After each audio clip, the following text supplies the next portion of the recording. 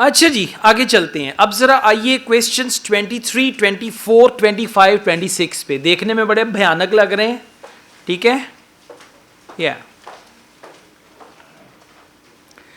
Choose 2 letters, इसको कहते हैं डबल मल्टीपल चॉइस। यहां पे आपने 5 में से 2 लेटर चूज करने हैं, ठीक है।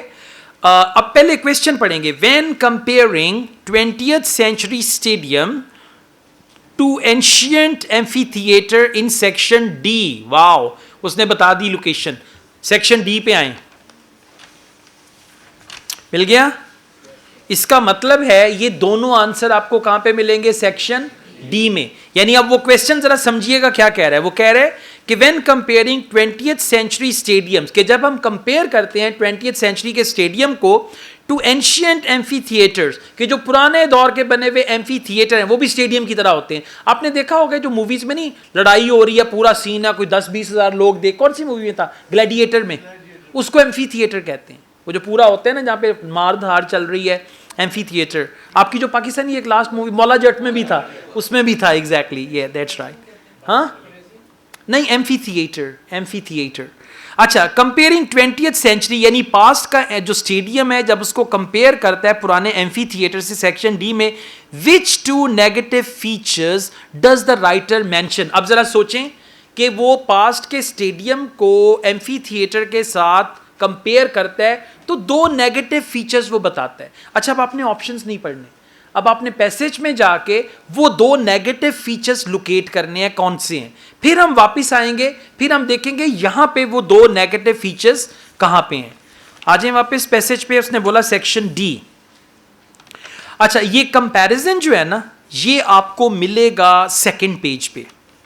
सेक्शन डी ही है, पहले पैराग्राफ में कंपैरिजन नहीं है। सिमिलैरिटीज का वर्ड यूज किया, modern stadiums and ancient amphitheatres. अब हमने देखना है 2 नेगेटिव चीजें।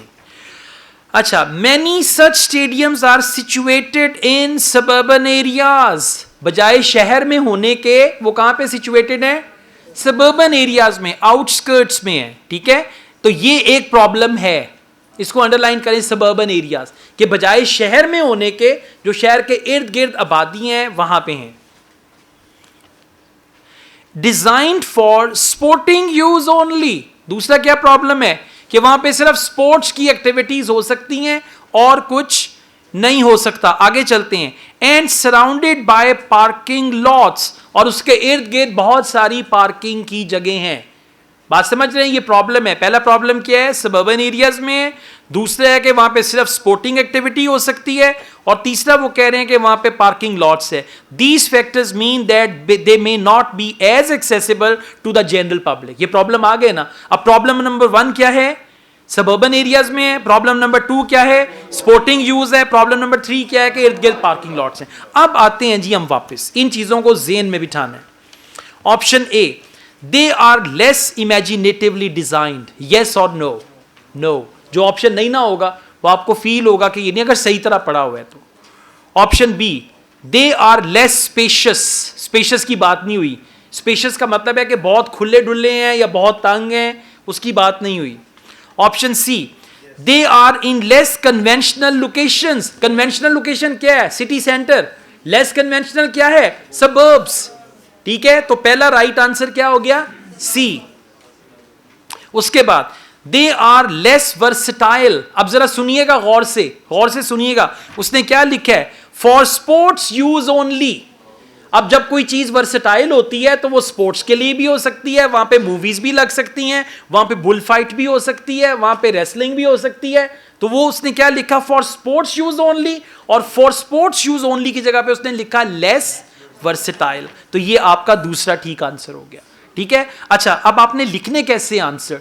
जो आपकी आंसर शीट है ना, बेहतर ये है उस पे 23 पे लिखें सी और 24 पे लिखें डी। लेकिन अगर आप 23 पे डी लिखते हैं, 24 पे सी लिखते हैं, तो भी आपका आंसर ठीक है, सिर्फ और सिर्फ डबल मल्टीपल चॉइस में। लेकिन आपके लिए बेहतर ये है कि आप इस ऑर्डर को फॉलो करें, 23 का सी और 24 का डी, वरना कहीं और ये नई टेक्निक लगती होगी, आप वहां पे भी लगा देंगे, ठीक है। आगे चलते हैं। Choose 2 letters A to E, questions 25 and 26। Which 2 advantages, underline करें 2 एडवांटेजेस को, ऑफ मॉडर्न स्टेडियम को अंडरलाइन करें, डिजाइन, उसका जो डिजाइन है, डज द राइटर मेंशन। अब मॉडर्न स्टेडियम के डिजाइन के दो एडवांटेजेस हमने पैसेज में ढूंढने हैं और बाद में यहां पे आके उनको मैच करना है। बात समझ आ गई ना? अब जरा वापस चलें, मॉडर्न स्टेडियम के कहां पे बात हो रही है? वाह जी वाह, अगले ही पैराग्राफ में, paragraph E, but many of today's most innovative architect see scope of the stadium. दो एडवांटेजेस, ठीक है, ध्यान में रखना है दो एडवांटेजेस को। See scope for the stadium to help improve the city among the current strategies to seem to be having particular success the stadium as an urban hub. पहली चीज क्या है? अर्बन हब, के शहर का जो सिटी सेंटर है वहां पे वो हो urban hub, and as a power plant, कि उसमें पावर प्लांट भी हो, यानी स्टेडियम के अंदर से ही बिजली भी पैदा हो रही है। एक अर्बन हब हो और दूसरा पावर प्लांट। अब वापस चलते हैं, urban hub and power plant देखते हैं कौन कौन सा ऑप्शन है। Option A, offering improved amenities for the enjoyment of sports events, yes or no? No. Option B, bringing community life back into the city environment. वापिस आए, देखें क्यों, अगर yes है तो क्यों? Bringing city life back, urban hub. Urban hub का क्या मतलब है? Something that brings city life back, right? So first correct answer is option B. C पे आ जाएं, facilitating research into solar and wind energy. अच्छा, पावर की बात हुई है लेकिन सोलर और विंड की बात नहीं हुई, तो ये नहीं हो, जज्बाती होके नहीं कहना हाँ पावर और सोलर एंड विंड सेम है, नहीं।